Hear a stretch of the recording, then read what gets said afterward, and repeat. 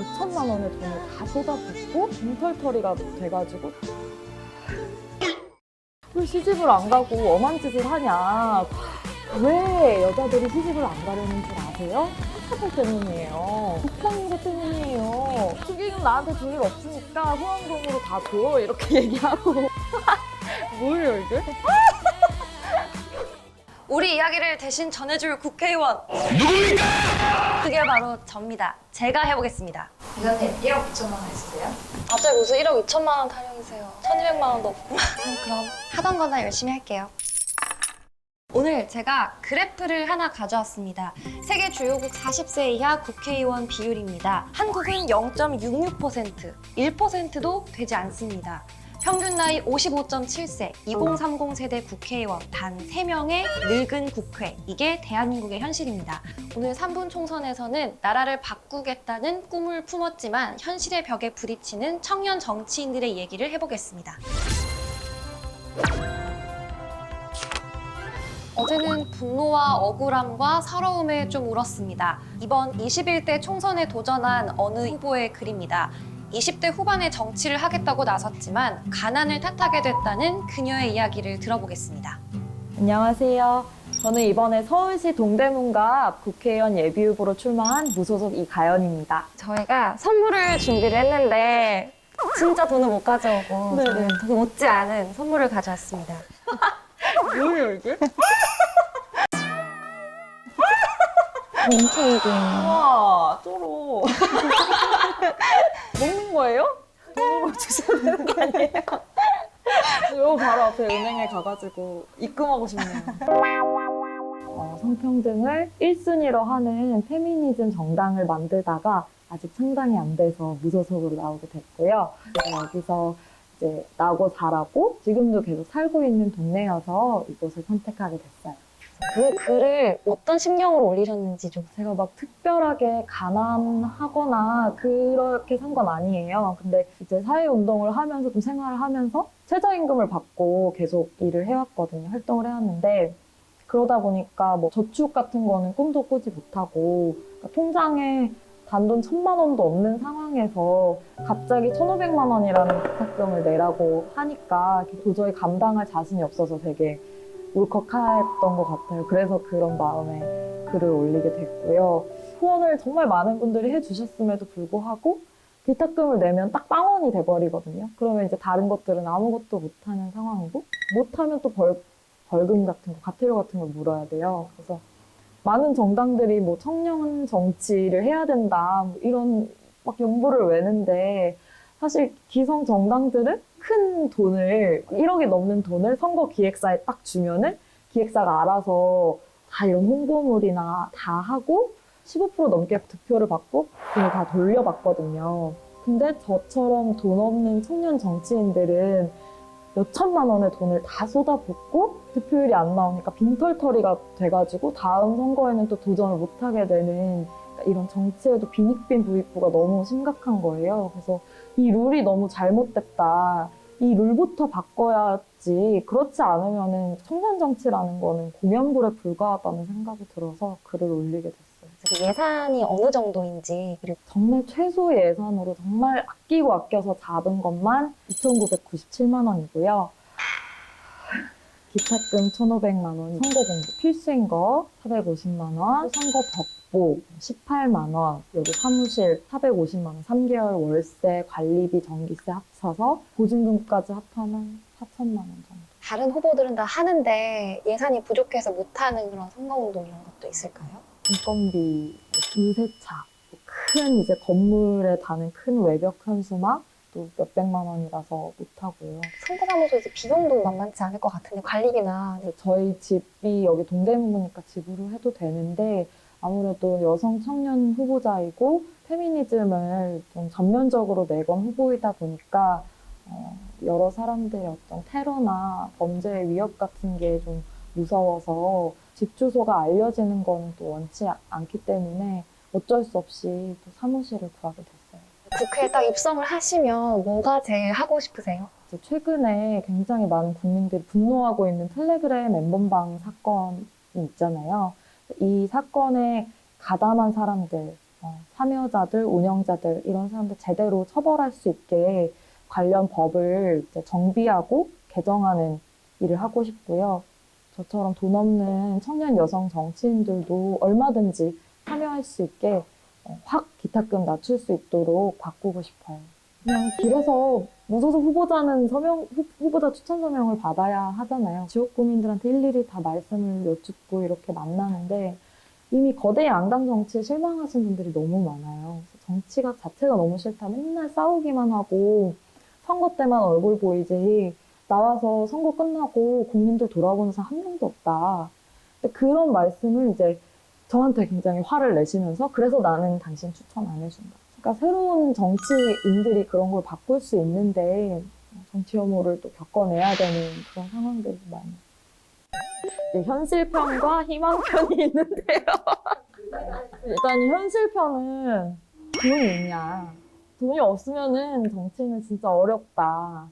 희망편은 그래도 내 뜻에 함께해줄 많은 사람들이 있다면 지지와 후원을 받을 수 있지 않을까. 한번 열심히 같이 해보고 저는 사실 청년들이 도전을 많이 해봤으면 좋겠어요. 정치의 세대 교체, 성별 교체가 일어나야 한다고 생각하기 때문에 야, 너도 출마할 수 있어.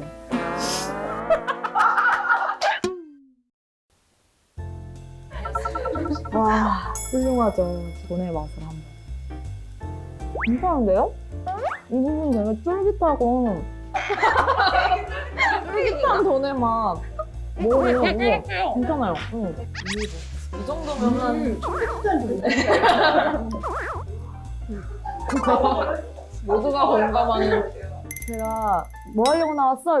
물어보시는 거예요. 그래서 성평등 사회를 만들려고 나왔습니다. 그랬더니 그런 거 말고 지역 공약을 말해봐. 그래서 계속 살고 있는데 이제 나이가 차서 독립을 하려고 하는데 집값이 너무 비싸서 부담스럽다. 청년 임대주택이 필요하다. 그래서 그걸 짓고 싶다. 그랬더니 무슨 독립이야? 시집을 가야지? 이렇게 말씀하시는 거예요. 그래서 너무 놀라가지고 선생님, 왜 여자들이 시집을 안 가려는 줄 아세요? 성차별 때문이에요. 왜 출생률이 낮은 줄 아세요?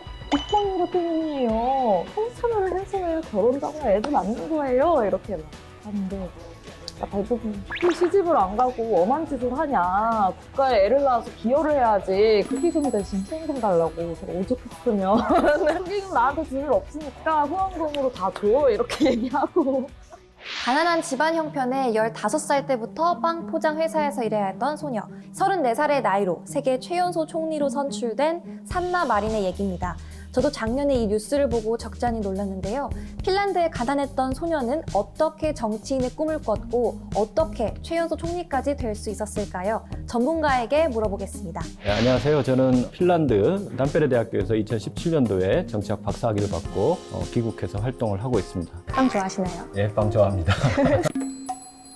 핀란드엔 좀 젊은 정치인들이 많은 것 같아요. 최근 산나 마린 총리 그리고 그 내각의 젊은 여성 장관들이 대거 진입을 해서 국제적으로 큰 주목을 받았죠. 2019년도 총선 결과를 살펴보면 45세 이하만 살펴봤을 때 무려 48% 정도가 되거든요. 그러니까 국회의원의 절반 정도는 45세 이하, 20, 30대 국회의원도 한 20% 정도가 되고 있어요. 왜 이렇게 핀란드의 젊은 청년들이 정치 참여가 활발할까? 그리고 또 여성들이 참여가 활발할까? 정치 제도 측면에서 하나 살펴볼 수 있는데요. 우리나라도 총선 앞두고 비례대표제 선거제도에 대한 논란이 많잖아요. 핀란드는 아예 전체 선거 시스템이 비례대표제에 기반해 있어요.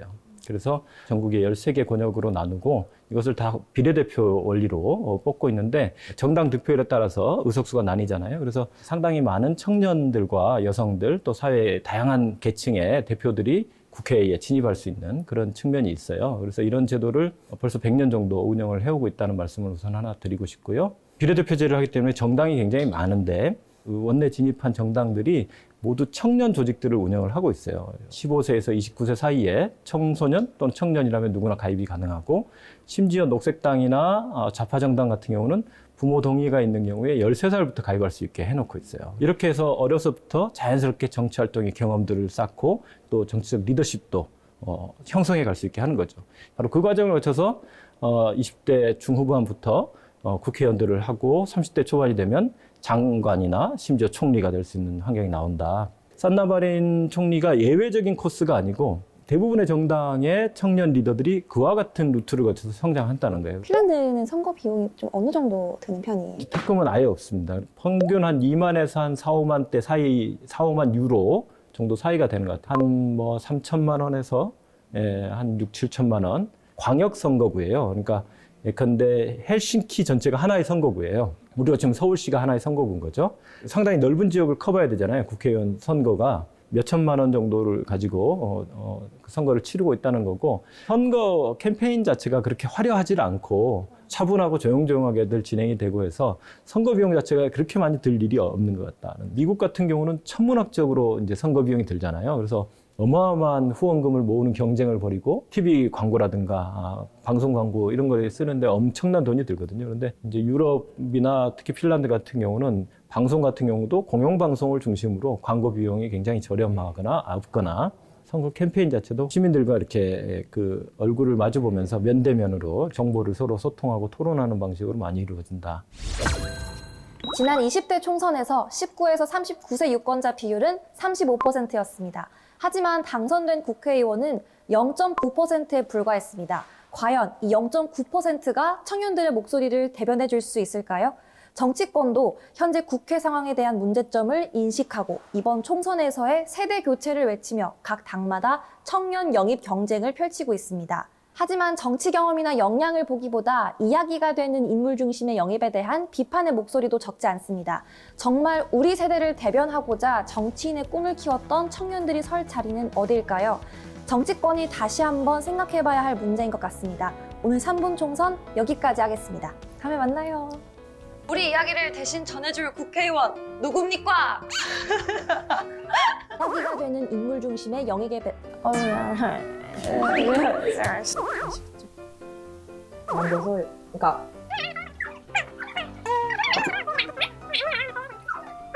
핀란드를 갔더니 딱딱한 빵이 많아요. 검은 빵. 그러니까